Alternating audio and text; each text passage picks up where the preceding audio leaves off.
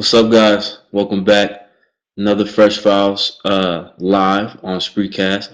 Appreciate the guys at Spreecast hooking us up this time. We're going to have at the end of the show the ability to bring guys or people on camera to ask questions. So if you could turn on your cameras right now, we'll get to you as soon as we can once we have time. Like I said, if we have time at the end of the show, we'll bring you guys on camera. Same thing, same format as usual. Ask your questions. Do not do it in the live chat part. Do it in the screen queue. That way my guys can bring it up and put it in the question queue for me. That way I can answer your questions. So we'll just go ahead and get started, and then I'll let you know of any updates when we go through it. So bring you on camera in a few minutes. All right, let's do it. The first question is from Laura Jones. Laura wants to know, thank you. She says, congrats on being a Super Bowl champ. Her question is about free agency, and let me figure out what she's saying. Can I give her an idea what it's like from a player's perspective? Good question, Laura. So basically, she wants to know from a player's perspective about free agency. Right now, myself, I'm a restricted free agent, so I'm sitting tight, waiting on everything to fall in, and not looking at the screen, looking at you guys now. But yeah, so I'm not. I'm just sitting back watching the news, just like everybody else, watching the Twitter feed. Adam Scheffner updating me, letting me know what's going on. Other than that, nothing's really different for me than it is for you guys. I don't really know what's going on, other than talking to Golden, talking to Clint, talking to those guys that I played with, trying to figure out what their plans are, what they're doing. And no, I do not have any inside information right now. All I know is that guys want to feel like they're wanted, and they want to feel like they worked hard and they deserve what they get. So that's all I got for you. Other than that, it's no different for me than it is for you guys. So next question. Midori, once you're done with the NFL, is there any other career you would love to do? I think you had mentioned you do have a degree in business. Is that a career you want to pursue after football? Great question. Actually, I did get my degree in somewhat business. However, I'm not interested in doing anything after football other than being a high school football coach and a high school math teacher. That's pretty much what I want to do. I know it's kind of funny, but that's what I enjoy doing. I have a passion for learning and a passion for teaching. So I think that after football, as that'll be a no-brainer for me. Next question.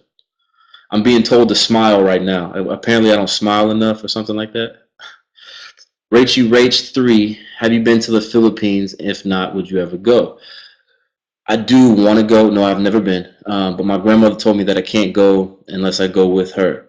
And she hasn't been healthy enough lately for us to go. So I'm just waiting on her. But it's extra motivation for her to get herself healthy and take care of herself so that we can go to the Philippines together. But yes, I do plan on going in the near future. And the next question is from Larissa Jacob. Have you found any good lumpia spots in Seattle? No, I have not. And I know a lot of people will say, come try this, come try that. But nothing, you guys know, nothing is like the meal, the food that your parents cook, your grandparents cook, whatever it may be. Nothing is better than that stuff. And I have yet to find anything that matches my grandmother's cooking, her lumpia. So I'm still looking, but if you guys got any suggestions, feel free to tweet it to me or send it to me on Facebook. What's up, Jesse? Do I have a favorite sports broadcaster? Louis Riddick, who works for ESPN, also goes on NFL Network every once in a while. He's pretty good. If you follow him on Twitter, he knows what he's talking about majority of the time. I haven't seen anything from him that doesn't make sense or doesn't apply to what he's talking about. He has some good stuff. He's got some quality analysis out there, and I really respect his opinion because I feel like it's spot on every time I read it. So Louis Riddick on Twitter. I think his handle is Louis Riddick ESPN. So check him out. Thanks, Jesse. Andre Van Horn wants to know, when you reach a roadblock or challenge, what inspires you to work hard and overcome those challenges? Very good question. I appreciate that question. And to be honest with you, it's a combination of a lot of things. I think you have to have the right mentality first and foremost. You have to believe that any challenges, any obstacles, any roadblocks that are in front of you is just another opportunity for you to overcome it and to better yourself in life or in your craft or whatever you may be doing. So for me, any obstacles, any challenges, any roadblocks that I may have to endure, it's great for character. It builds me. It makes me a better person. That's how I feel. So any challenges you have to go through, it's only going to make you a better person as long as you keep going at it. You may fail, and a lot of people, they don't like the word fail. I love the word fail because when you fail, that's just another step towards where you're supposed to be. It's another step towards success. It helps you to grow in different capacities. So there's nothing that really inspires me more than just knowing that once I get past it, there's something better on the other side. So Omar wants to know, would you ever grow your hair out like Russell Wilson during the season? Now, see, I wish I could. My hair doesn't grow out like Russell Wilson's does. He has that naturally curly hair. I don't have that. I have straight hair. It doesn't really uh, it doesn't really grow in a very clean looking way, so I probably wouldn't. I might grow it out a little bit thicker than normal just because I get lazy at times and don't want to cut it. But other than that, I'm not gonna let it grow out that far. Cherie wants to know, why do you think the media never gives the Seahawks the respect and recognition they earn? Well, I don't think it's just necessarily the Seahawks. I think it's most teams in general. We're just all Seahawks fans, so we don't, we hear everybody else and not so much about the Seahawks. I think just in general, the news, specifically ESPN, they really don't. Their analysts are just not very accurate. So a lot of things they say, just you look at it and you're like, I don't even know what they're talking about. But most of the time, they're doing it for entertainment, not necessarily to report news. So don't take it the wrong way. We don't need the respect from them because we're gonna go out there and do it regardless. But appreciate the question. So next question. I'm not even gonna try to pronounce that name, but this person's questions are: what are your goals? Or your question is, what are your goals for next season? Very good question. I got three things. I got to stay healthy, stay consistent, and catch every ball that's thrown to me. Those are my goals. I don't really have anything other than that. I think that if I take care of those goals, everything else falls in place, and I don't really have to worry about doing anything else as long as I take care of those three goals. Appreciate the question, though. Daniel D, when will you and the rest of the Hawks receive your Super Bowl rings? I have no idea. The Hawks haven't told me anything about the design, about when we're getting them, the ceremony, nothing about it. I mean, I'm not worried about it because I know we're going to get them, but they haven't told us anything. I think most guys believe that we're going to get it around August, right before the season starts, but I couldn't tell you because I have no idea. Peter Jin, can you elaborate on the second round tender the Seahawks placed on you? Great question. So basically, being a restricted free agent, it kind of limits my ability to do things. So how can I put this? So the Seahawks, they have the option to put three different tenders on their restricted free agents. It's a first round tender, which forces a team to give up a first round draft pick if the Seahawks do not match an offer that team supplies, and then a second round tender, which obviously is a second round draft pick, and then original draft pick tender, which means whatever draft or whatever round I was drafted in. Obviously, I was undrafted, so they can't give me that tender because then I would be an unrestricted free agent. So they put the second round tender on me because, in a business sense, it was the cheapest way for them to hold on to me without jeopardizing losing me. So yeah, so what happens now is that if a team wants to come get me after all this regular free agency, unrestricted free agency is done, if a team wants to come get me, they'll send an offer sheet to the Seahawks. If the Seahawks match it, then I'll stay with the Seahawks. If the Seahawks don't match it, then the team that offered it has to give the Seahawks a second round pick. So right now, it's not even up to me. Everything's got to be played out with the other teams, and then I go wherever they send me. So hopefully, I'm here with the Hawks, and that would be the best scenario for me because obviously I love it here. So we'll see what happens. I know, long and drawn out answer, but I had to clarify that.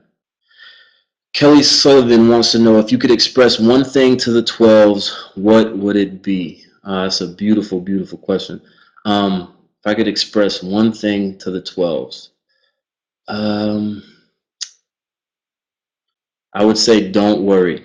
All this free agency frenzy, all this stuff that's going on. First and foremost, you got to be happy for the guys that are able to advance their careers. That's huge in any business. I mean, when you have a guy that has the opportunity to first and foremost move up the corporate ladder, so to speak, and then advance his pay, you got to be happy for him. Obviously, we would love for everybody to stay with the Seahawks, but just don't misconstrue those guys leaving for something else. We gotta be happy for those guys. Obviously, we're gonna put together a good team. We always do. I trust John and Pete, so they're gonna do pretty well with what they're gonna put together. So the next question is gonna be a video, I believe. I'm being told. Hey. Hello. Hello. Hello, hi. How you doing? I'm good. How are you? I'm doing well. What is your name? Fati. Fatih. Nice to meet you. Nice to meet you too. And I was just wondering, I'm from Seattle as well, and I was wondering how have you liked your time in Seattle, and what has yeah, how have you liked your time in Seattle? Sorry, I'm a little nervous. Oh, no worries. I love Seattle, to be honest with you. I'm very happy here. I grew up in Florida, and then I moved out to the West Coast to go to college. So for Mhm. me, I enjoy the rainy weather. I know that kind of sounds weird, but I appreciate the seasons. In Florida and in the West Coast, we didn't really have seasons, but here you have Yeah. the beautiful weather in the spring and the summer, and then you have the true winter and the fall and autumn, all that stuff. That I appreciate that because I never had it. So I really like it in Seattle. Oh. Not to mention it's got the best fans, the best people in the world. So, Oh, thank you. question though. Yes, ma'am.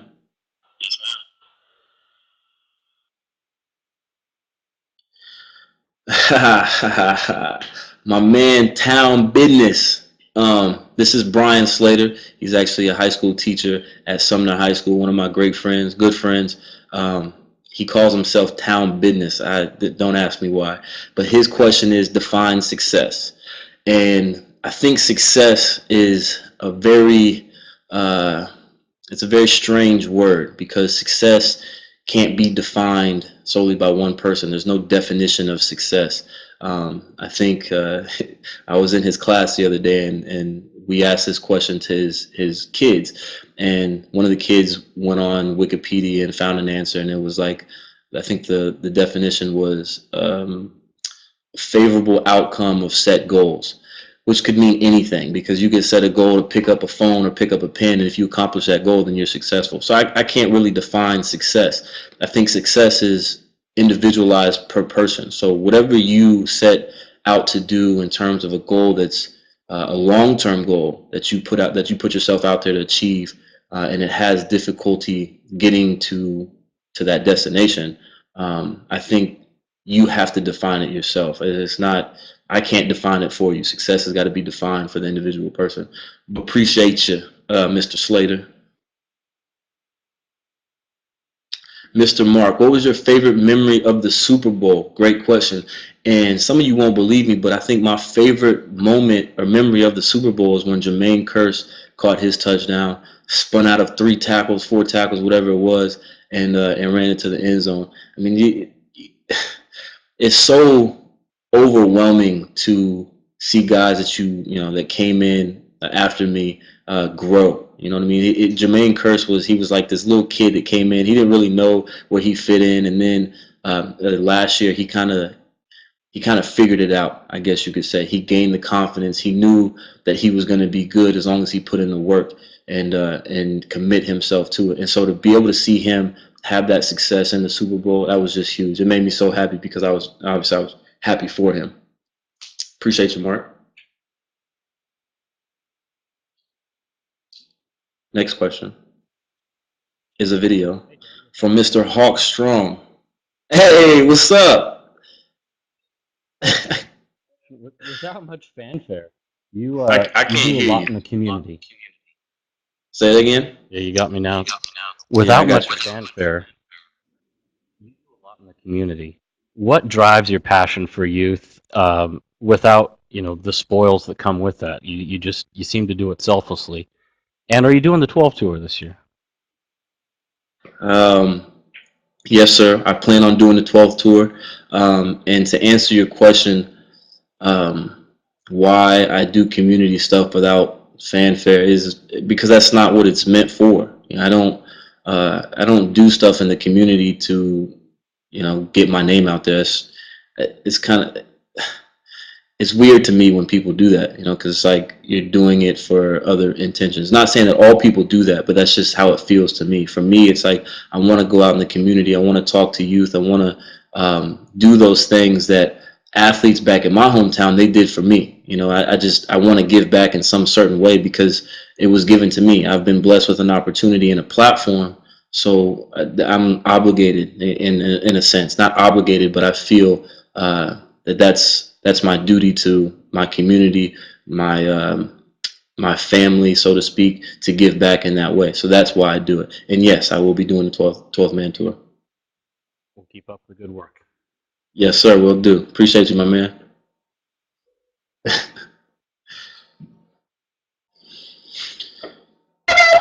Oh my god. Okay. My question for you today is, who's your favorite artist? Favorite musical artist? Yeah. Yeah. Good question. I like J. Cole. I think J. Cole is he's very different than most rappers. I like Aloe Black. Um, who else? I do like Drake. I know that's kind of mainstream, but I do like Drake.